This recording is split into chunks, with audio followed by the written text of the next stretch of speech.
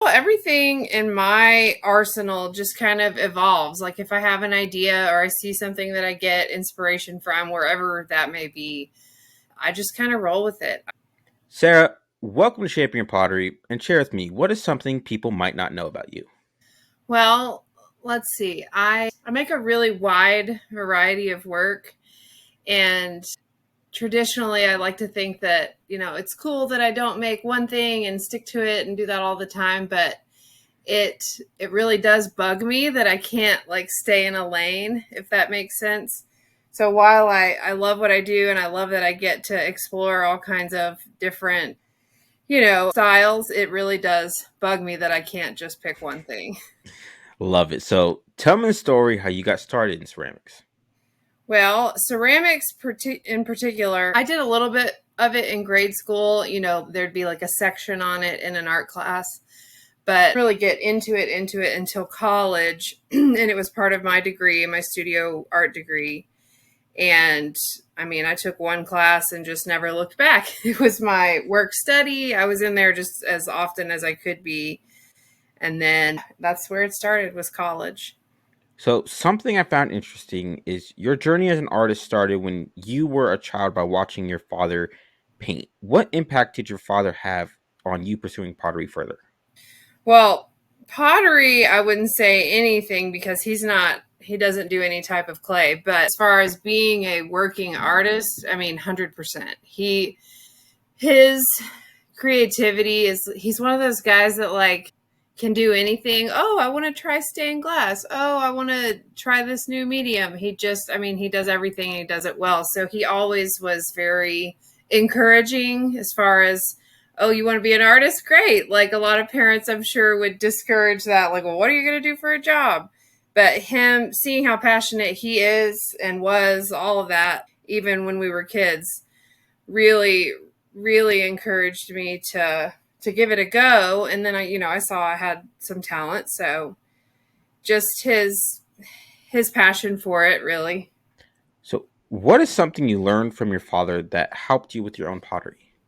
I'd have to say he just always enjoyed it. He never, I mean, to this day, he never complains. It's always like an exciting thing, an outlet. We have a family tech group text, of course, and my mom my mom is very creative. She's not an artist, but my two sisters are also creative and very artistic, painting, drawing, all that. And we will send pictures back and forth, and it's always just such an uplifting thing. Look what I'm working on, or oh, I tried this new thing. So it's just always such a joy to talk about and do art in our family. So later in life, after I quit teaching, that I could do it full time, and then every day was kind of filled with all of that joy. I definitely say I credit him for that. I love that. The group chats for my siblings are definitely different compared to yours. Yeah. Definitely way, way, way different. Just tell you that. So let's talk about your pottery. In one sentence, can you tell me what you make? Ooh, that's a difficult one for me. I make mostly functional, brightly colored pots. So anything that has a function 99% of the time, and just very whimsy, very colorful. So tell me the story how you started making the pottery that you make today. Well, everything in my arsenal just kind of evolves. Like if I have an idea or I see something that I get inspiration from, wherever that may be, I just kind of roll with it. I've been lucky enough to be able to explore all these different ideas and, just kind of on a whim, try something new and then still be able to, make it part of my business side of it, the not so fun side. Yeah, it's just an ever evolving thing. I start with an idea and I just roll with it, and then kind of a whole collection will come out of that idea. So how do you balance between coming up with new idea but also being able to have the business side of it? You know, it's a bit of a challenge. I think mostly I have social media to thank for that, as a lot of artists do these days, because it allows you to show, like, a lot of artists, not just ceramic artists, but have a very streamlined, this is what I do every few months I have a drop, and this is what's going to be available. You know what to expect. But that's also what their feed looks like. And mine is the complete opposite. It's like, hey, look what I'm trying today. And the next week, it's like something completely different. But, your followers and your customers essentially are along for that ride. So I think it served me well in that aspect because they've accepted me as the all over the place artist that I am is how it feels. So I love that. Shaping Nation, you don't have to be stuck doing the same thing over and over again, no. especially if you market yourself well. You can do whatever you want as long as you market yourself well. I love that so much. So, you are inspired by nature. How does this impact the way you make your pottery? Well, I wouldn't say that it's nature in the way of like earth, wind, and fire, the more wood fired pottery, that type of stuff. My nature inspiration more so comes from like botanicals and like living plants, things like that. I've just always, girly girl, been obsessed with flowers, and I'm always trying to like find my iterations of it, new ways to illustrate it on a pot. I'll go from sculpting it, like, okay, I want to do a sunflower.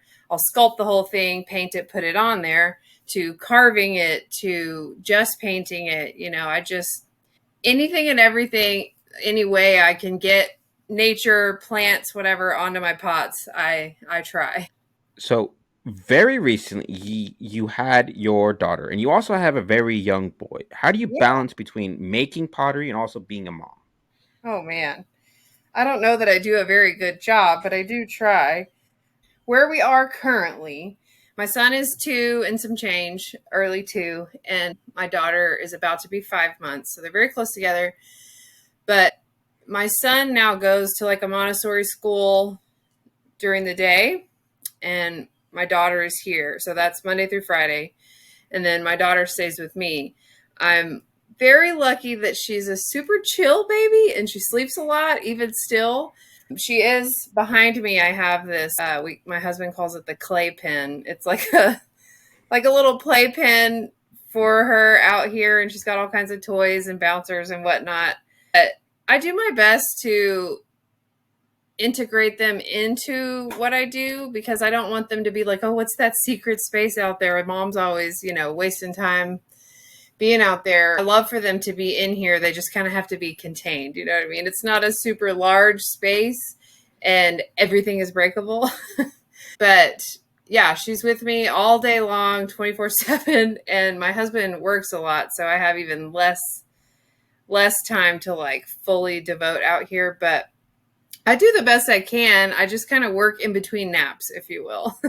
I love that. So, can you explain to me how you make your amazing designs onto your pottery? Sure.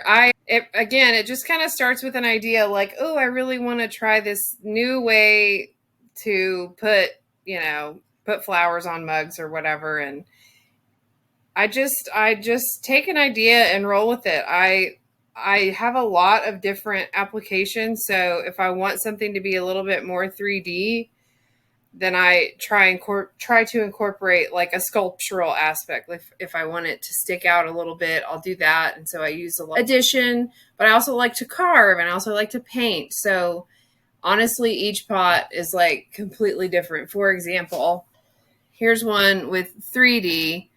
So the sunflower's 3D, and here's one 2D. So those were made in the same breath. They just look very different. So I use all of the techniques that I know and that I see other people do. I just like to give everything a try. So I don't really know how to answer that one with an exact science.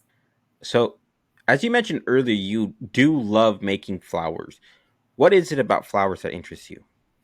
Oh, I guess because there's just so many of them. And I do like color. I like vibrancy. I like heavily pigmented things in general. I'm a very bold color palette kind of person. And yeah, there's just a million varieties of even just one plant or one flower. And I find it challenging to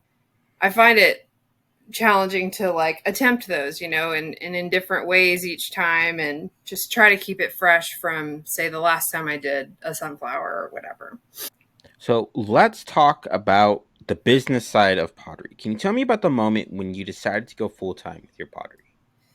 Well, I'd have to say that my husband gets all the credit for that. I was teaching high school art, ceramics included, and I was doing a lot of this on the side, like doing shows as much often as I could, on the weekends and stuff. And I would sell stuff to friends and family. And it finally just got too much. I wasn't enjoying the teaching job anymore. Way too much politics. And my husband was like, "Look, you're miserable. You have this other thing that not a lot of people are fortunate enough to have, like this obvious escape route from a job you're miserable in. You need to quit your job. Like, here, push, go quit your job." I kind of laughed at him at first, like, "I'm not quitting my job. Give me a break." We weren't married. And then I thought about it and I was like, you know what? That actually sounds pretty good to just be able to make pots all the time.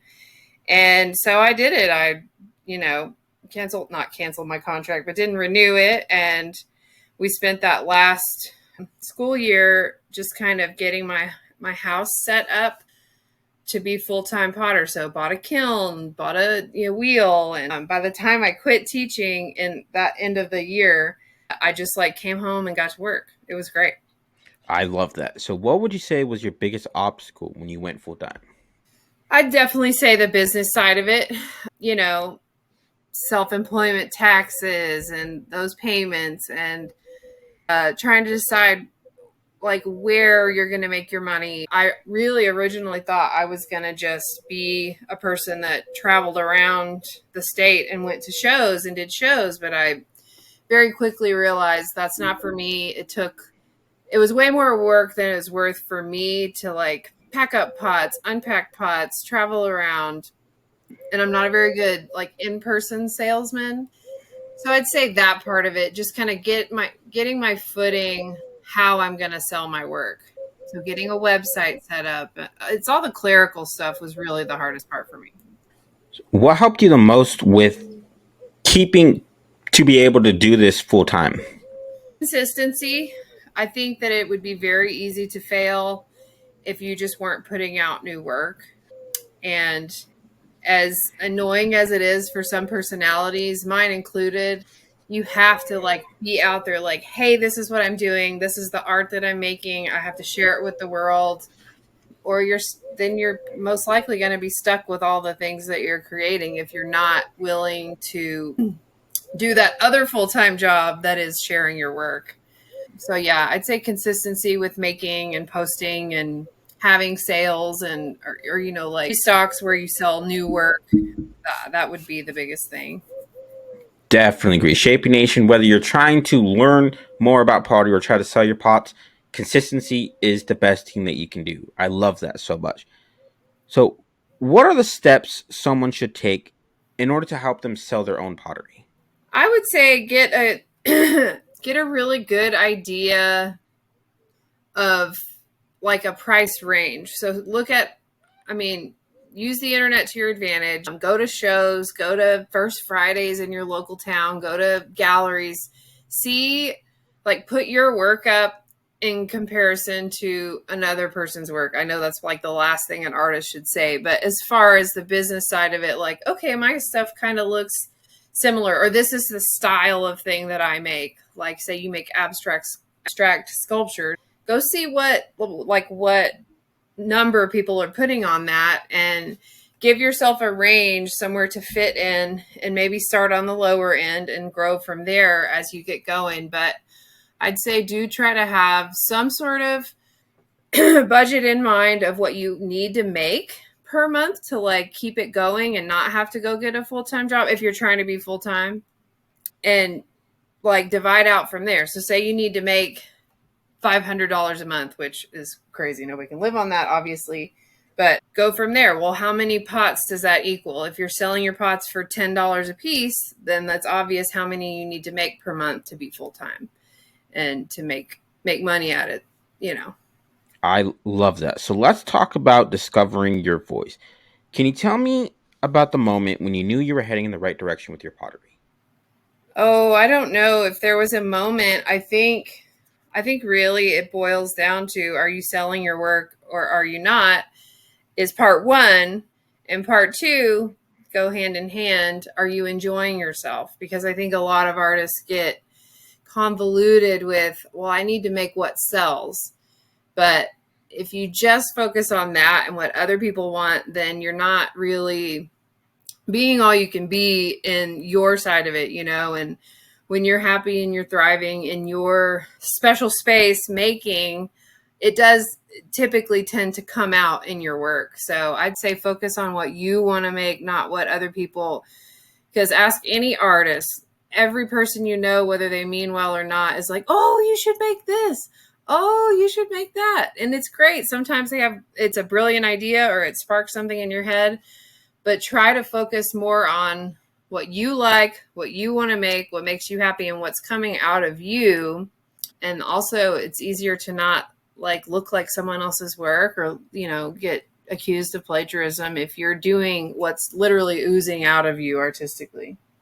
Definitely agree. Shaping Nation, the most important thing is to enjoy what you are making. If you aren't enjoying it, then there is no point. I love that so much. So you contribute your growth as an artist to being an educator. Can you tell me more about this? I think for as tumultuous as it was, my 7 years teaching, it taught me how to manage my time, and it taught me how to be as efficient as possible, because in a classroom setting, especially with art, I don't know anything about the other subjects, but I mean, you're down to the minute. I remember my lunch was at 10:24 a.m. And I'm like, 10:24, okay, that means I have 5 minutes and I have to be ready by 10:29. It's just like you have to be really good at time management to be a teacher. You just do. And it has really, really helped me be efficient and find ways to cut down on time doing frivolous things, or not being, not being, as I keep saying that word, but efficient as possible in your studio and not waste a bunch of time. So time management for sure. Definitely agree. Time management is probably the hardest thing. So, what advice would you give to someone trying to discover their own unique voice with their pottery? Let's see. I would say just try it all. That's what I did, and it has served me well. And I never picked a lane. I just kind of went with all of them. But I think what can happen is just like trying sports and trying musical instruments when you're younger. If you try 5 different things and you realize, oh man, I'm really good at the violin, or I'm really good at hand building, not throwing, then you're going to be a hand builder. I would say give everything a shot and see what you resonate with the most. And then that will help set the groundwork for what you are going to do in your artistic life. So, as we're coming to a close here today, what is one thing you want to hammer home with my audience today? Just keep making and keep sharing it with the world. There's no shortage of need for positivity and joy in today's society, if you will. And, you know, the more art and the more happiness and the more people doing something that brings them pure happiness and they're following their passion, the better. So just do what you love and get really good at it. Definitely agree. Some excellent parting words of advice. Sarah, it was really great chatting with you today. Where can my audience go and learn more about you? Best way would be my Instagram, which is Sarah Beth Pottery, Sarah with an H, and that'll be your ticket, man.